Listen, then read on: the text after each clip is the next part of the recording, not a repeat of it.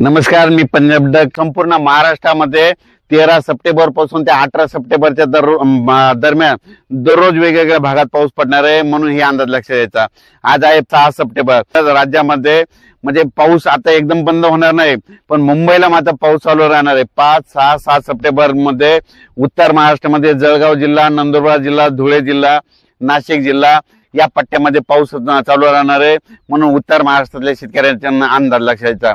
त्याच्यानंतर काय झालं, मराठवाडा आणि विदर्भातल्या शेतकऱ्याला सांगू इच्छितो की काही जणांचे मूग काढण्यात आले, उडीद काढण्यात आले. तुम्ही काय करा, 13 सप्टेंबर पर्यंत तुमचे उडीद मूग काढून घ्या, कारण की 13 सप्टेंबर पासून काय होणार आहे, पूर्व विदर्भाकडून पावसाला सुरुवात होणार आहे. 13 सप्टेंबरला नागपूर यवतमाळकडे पाऊस, नांदेडकडे असणार आहे. 14ला तो पाऊस मराठवाड्यात येणार आहे.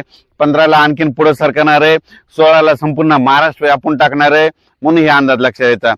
म्हणजे सांगायचं झालं तर राज्यात जवळपास 13 सप्टेंबर पासून ते 17 सप्टेंबरच्या दरम्यान दररोज वेगवेगळ्या भागात चांगला पाऊस पडणार आहे, आणि जे भाग वंचित राहिला त्या भागामध्ये देखील पाऊस राहणार आहे, म्हणून ही खास करून आनंदाची बातमी.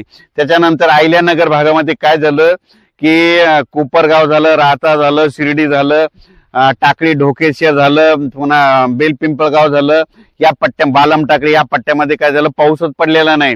तर ह्या पट्ट्यातल्या सर्व शेतकऱ्याला आनंदाची बातमी. 13 सप्टेंबर ते 18 सप्टेंबर मध्ये तुमच्याकडे जोराचा पाऊस पडणार आहे, ओढे नाले वाहणारा पाऊस पडणार आहे, म्हणून हा अंदाज तुम्ही लक्षात घ्यायचा. हा पाऊस तुम्हाला सांगायचं झालं तर नेमका कसा पडणार आहे, तर सुरुवातीला काय होणार आहे, 13 सप्टेंबरला म्हणजे इकडं तेलंगणाकडे पाऊस सुरू होणार आहे. 13 सप्टेंबरला तेलंगणा, नांदेड जिल्हा, त्याच्यानंतर यवतमाळ जिल्हा, चंद्रपूर जिल्हा ह्या पट्ट्यामध्ये पाऊस सुरू होणार. म्हणजे सांगायचं झालं तर 13 तारखेला पूर्व विदर्भाकडे पाऊस सुरू होणार आहे. त्याच्यानंतर ते पाऊस काय होणार, 13 सप्टेंबरच्या रात्रीच्याला परत पश्चिमी विदर्भाकडे येणार आहे. मग पश्चिमी विदर्भाकडे तुम्हाला सांगायचं झालं तर अकोला जिल्हा, अमरावती जिल्हा, बुलढाणा जिल्हा, हिंगोली जिल्हा, वाशिम जिल्हा ह्या पट्ट्यामध्ये काय होणार आहे, 13 तारखेच्या रात्रीपासून ते 18 तारखेच्या दरम्यान परत ह्या इकडल्या भागामध्ये पाऊस येणार आहे. त्याच्यानंतर ते नांदेड जिल्हा, त्याच्यानंतर परभणी जिल्हा, त्याच्यानंतर लातूर जिल्हा, बीड जिल्हा, जालना जिल्हा, संभाजीनगर, धाराशिव जिल्हा, सोलापूर जिल्हा ह्या पट्ट्यात काय होणार आहे, म्हणजे 13 ते 18च्या दरम्यान जोराचा पाऊस पडणार आहे, म्हणून हा अंदाज लक्षात यायचा.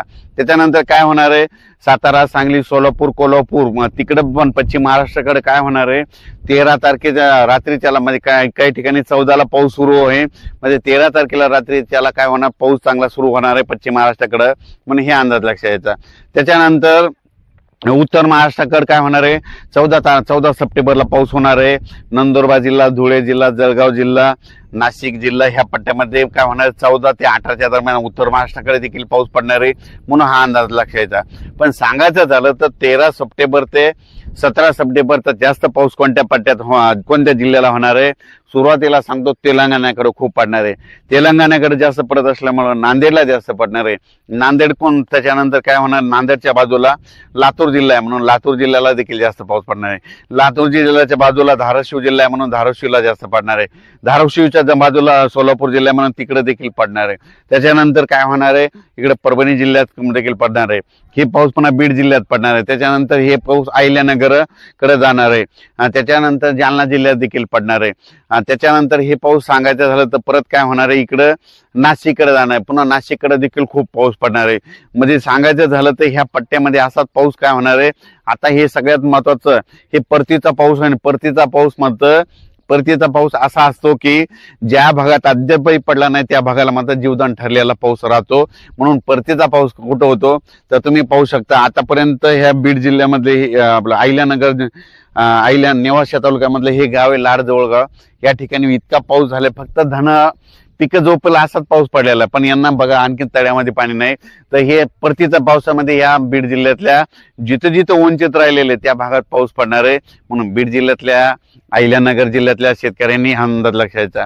आणि हे मी जे उभं आहे ते काय, नेमकं अहिल्यानगर जिल्हा आणि बीड जिल्ह्याच्या बॉन्ड उभा आहे, म्हणून तुम्हाला एक सांगू इच्छितो की ही परिस्थिती आहे. आणि या ठिकाणी विहिरीच्या पूजनाचा कार्यक्रम शेतकऱ्यांनी ठेवला होता.